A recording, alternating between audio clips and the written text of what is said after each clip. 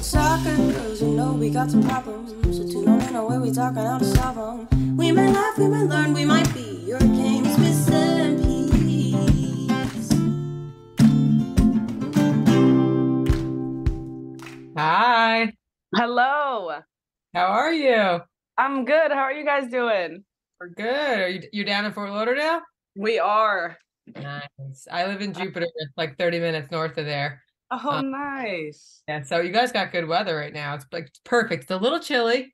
Yeah. Yeah, We were expecting 85 What's degrees, chilly? but we'll take this oh, playing. it's like 6 this morning. It was cold. Really? And we're right on the water, so it's even more cold. Yeah, but hopefully it warms up for the game on Saturday. So Yeah. Hey, this won't be too bad playing in, so yeah, definitely. So how is camp going? it's going well. Yeah, this was just day 2. It was a much bigger day on the field today, but we're rolling. It's not bad. What do you focus on like in a day like today? Is it fitness? Is it, tactical stuff? Like what do you guys do? Yeah, today was a little bit heavier day. So we had like really big tactical, technical, and lifting today. So full day. Yesterday was more just like chill, kind of get the legs flowing. Today we did more open field, so more like 7-on-7, just working on kind of what we're trying to do against China. What's your favorite thing to work on so far? Like what do you have most fun doing? Ooh, that's tough. I think I love small-sided games. I love small-sided. Just kind of ticky-tacky movements, moving for each other, just kind of, and it also helps like in this environment, kind of learning how each other play and learning each other's tendencies. I think that's the best thing to learn in small environments. That's great. And we would love to take it back to September when you had your Oh, 19 debut. yeah. I think we were like originally going to talk to you like maybe the week after, and I'm sure you were so busy with everything. But could you just take us back to that, like what that was like playing in your hometown and everything? Oh yeah. I feel like whenever I talk about it, I'm like, it feels so surreal. Like I feel like that's the word I've used the most this year of just like kind of everything that I've been working towards is kind of now happening. So now it's like, okay, how can I stay present in this moment? And I think when I got that call and I found out that I was like, oh wait, I'm going home. I was like, okay, I get to see friends, family get to come see me play, get to see me in this environment. I think it was just like kind of full circle.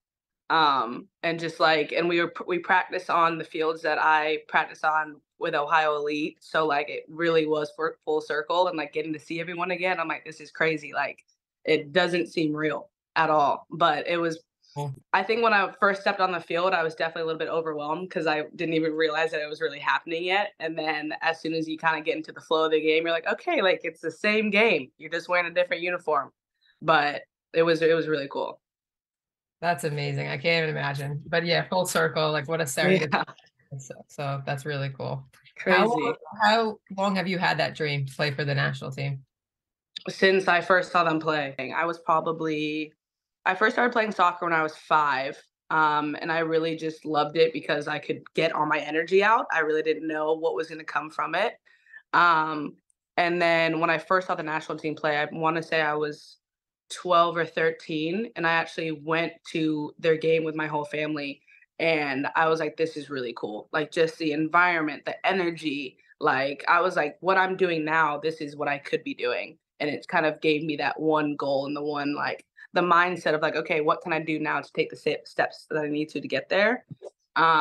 And ever since then, I just like, I was kind of always in the back of my mind, like, okay, like that can't be the focus, but there's going to be little things along the way and step backs and step forwards. But yeah, it has always been a lifelong dream for me. Were there any players in particular that really like stuck out to you that you wanted to emulate? Um, ooh, I loved Ali Krieger. I feel like we had the same kind of tendencies. You know, she's really athletic, she's fast, she's a big body, she likes to put hands on you. Like, I feel like that's kind of where I got my nature from, just kind of watching her play. And I feel like a lot of that with like the OG team, like we always talk about, like they have that competitive spirit and that competitive mindset, and like they have one goal, and that one goal is to win. And I think that's kind of what I took into like my game. And kind of just as I learned more about it and grew into the game, just like, okay, like it's not just technical. It's about grit and fight and like who wants it more. And I think that's why I love it so much, just the competitive nature in everyone. That's awesome. And what about the Angel City? Like, do you feel like you had that same type of style there as well?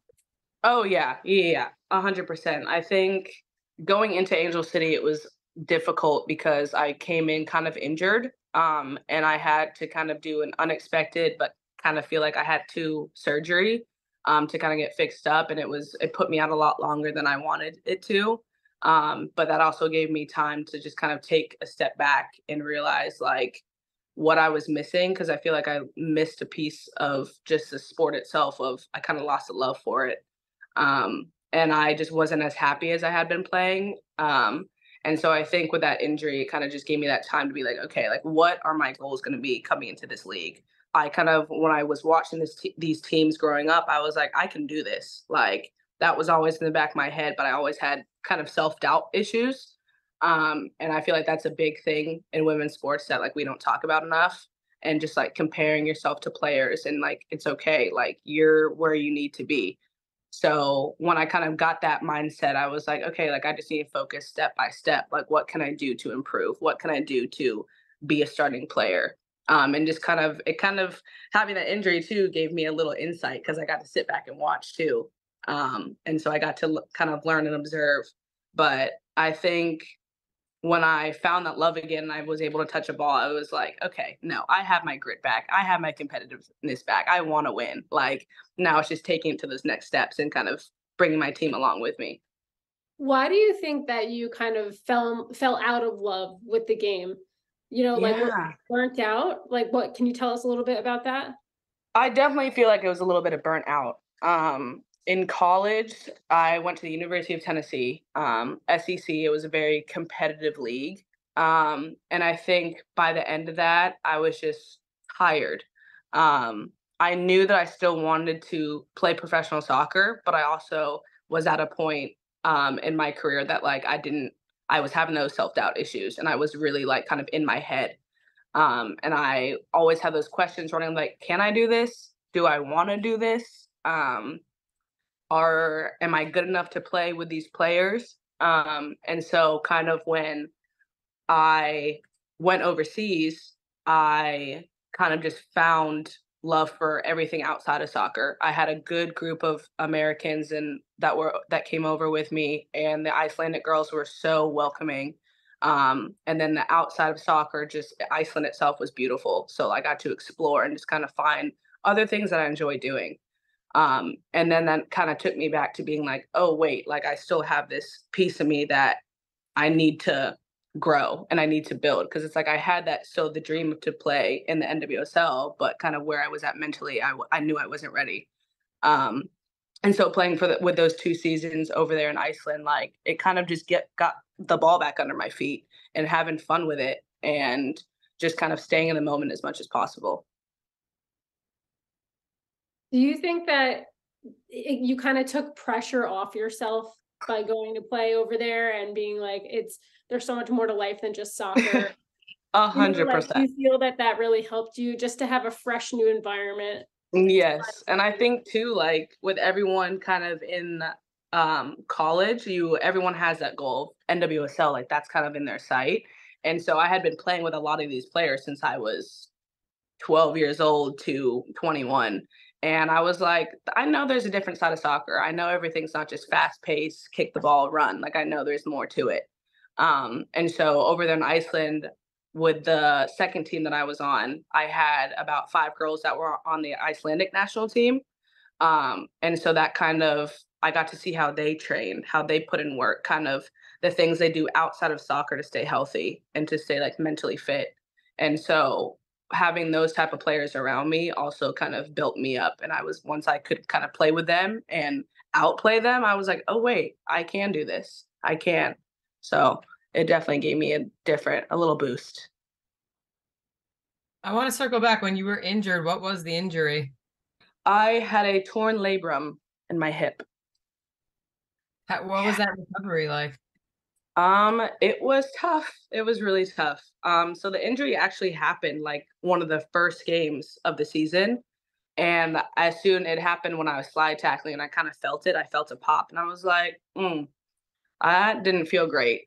And so I played on it for 9 months, the whole time that I was over there in Iceland. And it was bad. It just kept getting worse and worse, but I was able to kind of like get out of my head about it, not think about it, even though I knew something was wrong. And so then when I came home and actually got it looked at, they were like, this is going to be a 4 to 6 month recovery if you do the surgery. Like you can opt out of it and just do strengthening, but the more I did strengthening, it just wasn't getting better. So when I got to Angel City, I was like, okay, let's just get this done and do it now. And then when they got in there, it was worse than they thought. So it ended up being close to 8 months recovery. And it was hard. It was really hard. Kind of, I think the most tough part about it was watching the girls and knowing that I could be out there with them. But I think that also had me be able to take a step back and be like, okay, how can I learn how to be a good teammate?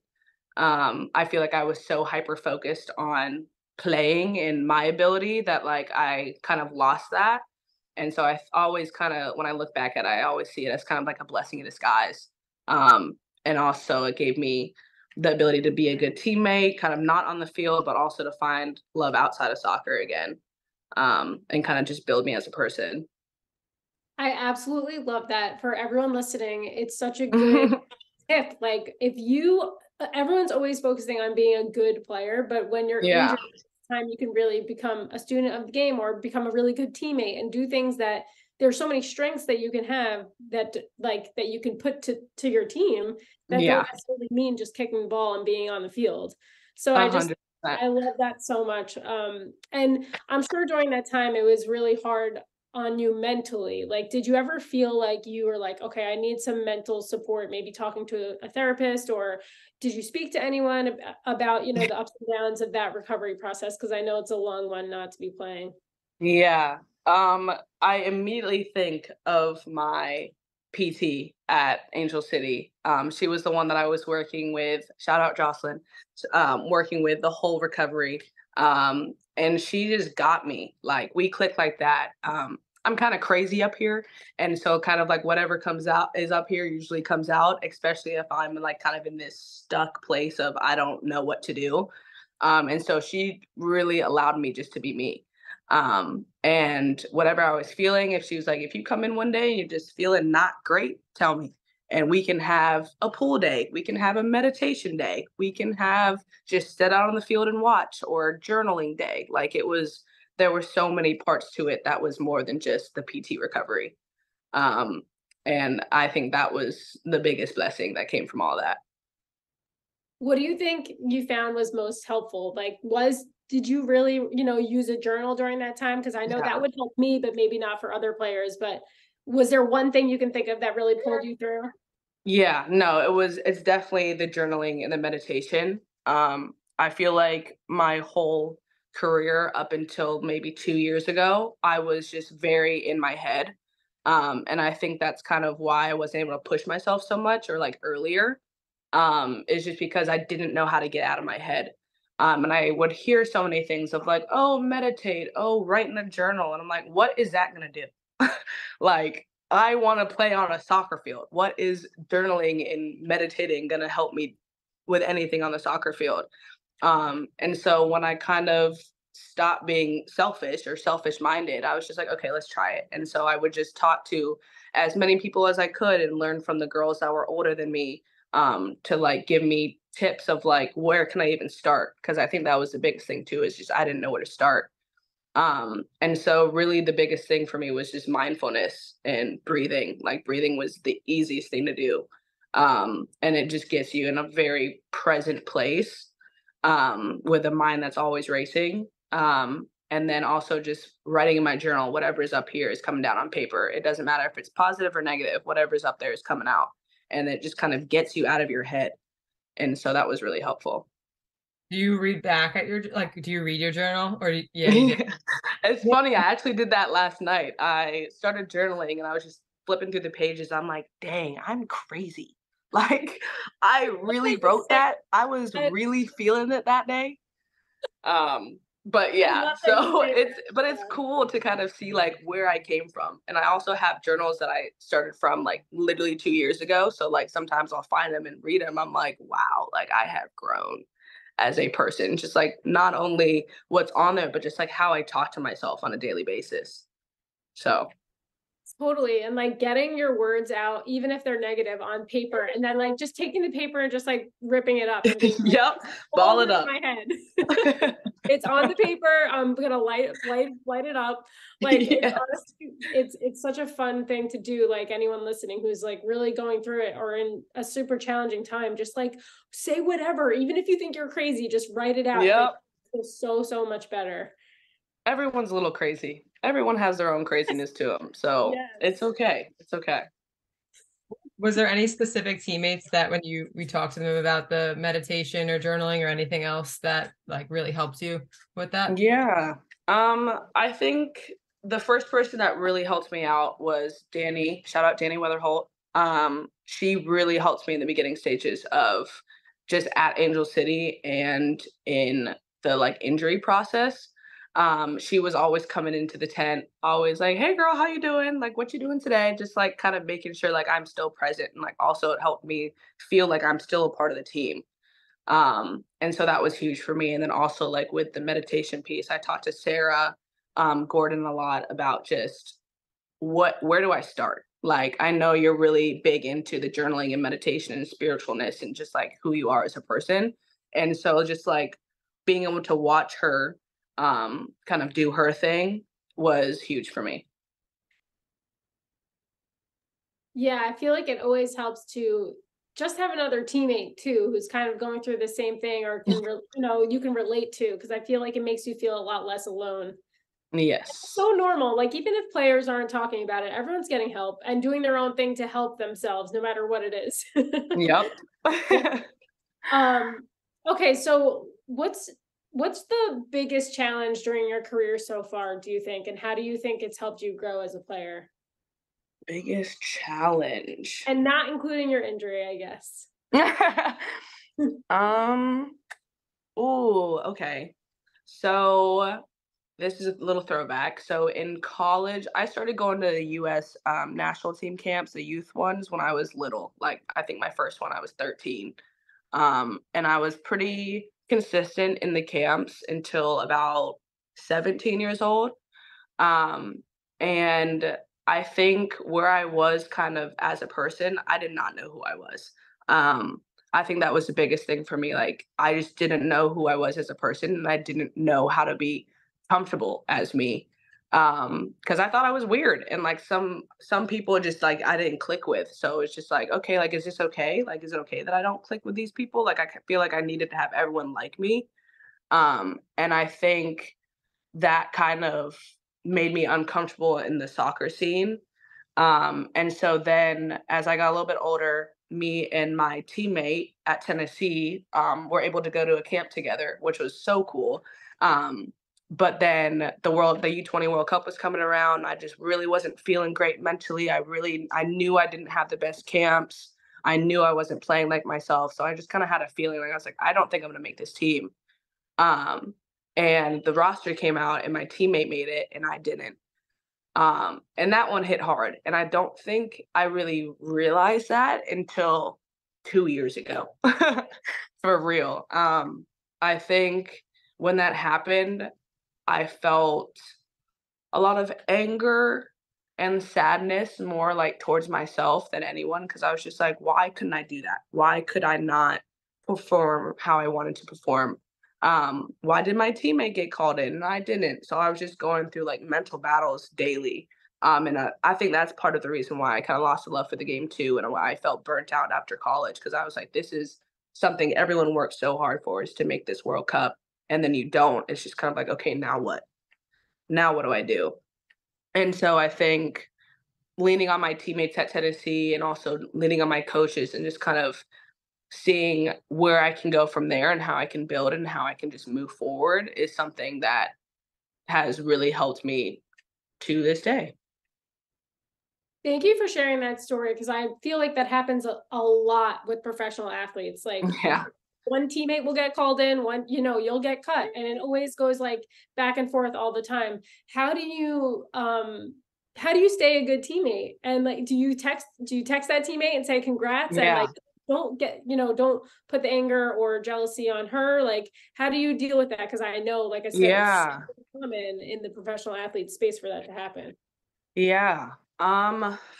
I want to say, like, when it first happened, I feel like I was very avoidant of her, which like is not me as a person. Like, I love to make people smile. I love to make people laugh. Like, I love to just use my energy as it is on the field, just to like have people know this is a safe space. Like, we play soccer for ourselves and for each other. Like, it's a place where you're supposed to feel confident and happy going. It's not a place where you're supposed to feel like a shell of a person. And so I think kind of after that week, I just kind of took a step back and I was like, okay, MA, like, what are the things that you still love about this team, about this person who made the team and you didn't? And it's like we were so close. Like, we came in with each other freshman year.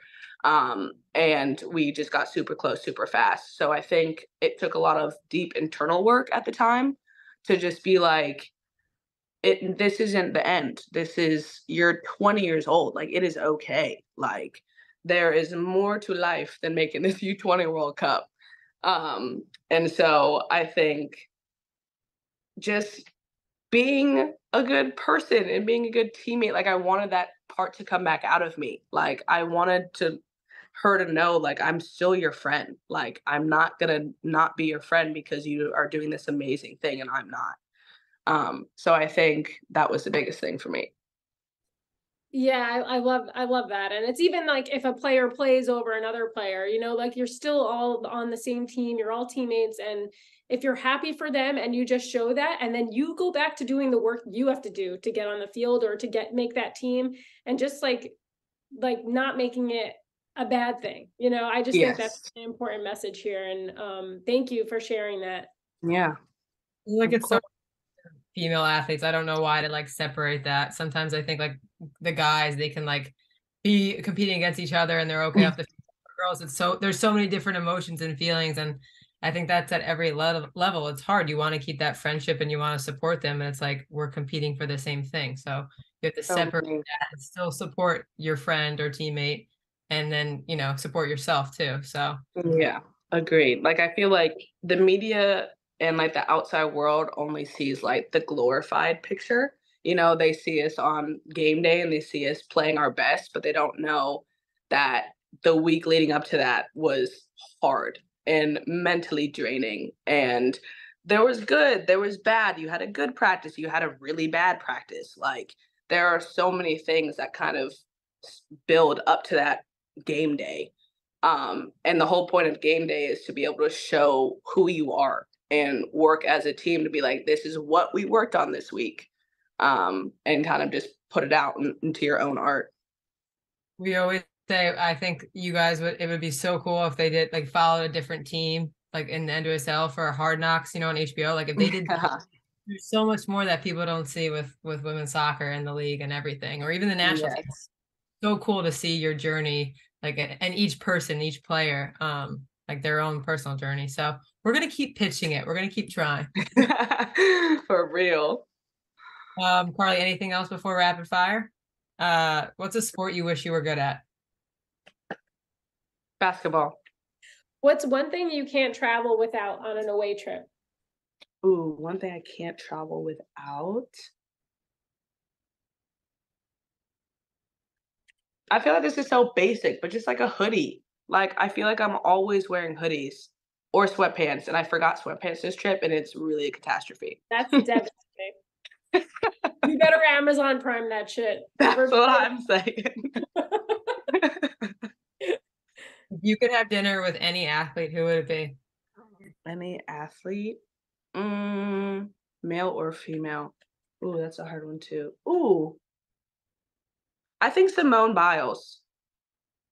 Because I love gymnastics, and I feel like if I didn't play soccer, I would still be doing gymnastics. And just like, she seems like such a mentally strong person, is the word. Yeah, she's such a boss. That's what I'm saying. Yep. Okay, if you had a sandwich named after you, what would be on it? Ooh. Okay, what's my daily sandwich? I would have turkey, ham, salami, little ranch, little onion, little pepper, mm, on a big sub sandwich, and it would be called the Viggy. What kind of bread? What kind of sub? Parmesan crusted. Whoa. You've thought about it. That sounds like it would cost an extra $1 or 2, but I'll buy it. And last question, what's your biggest soccer girl prob? My biggest soccer girl prob. Ooh. My biggest soccer girl prob is that I have bruises on my entire body. How many do you have right now, if you had to guess? God, I woke up this morning and I found one. I didn't even know where it came from. I Probably. actually saw oh, sorry. You're good. I was gonna say, I just saw a post the other day. It was like the mystery bruises, and it's like, where did that come from? You don't know. It just pops up out of Yep. nowhere. Yep. Get it sleeping. I probably kicked myself. I'm Yep. dreaming about soccer. That was a good one. Well, thank you so much for coming on. It was so great to get to Oh, we know you're so busy with camp, so we really appreciate it. oh no. And Thank you guys. fine come Saturday, so I will Yay. Saturday. Good luck. Amazing. Thank you guys so much. Have a Yay. good All one. right, have a good day. You guys too. Bye. Bye. Bye.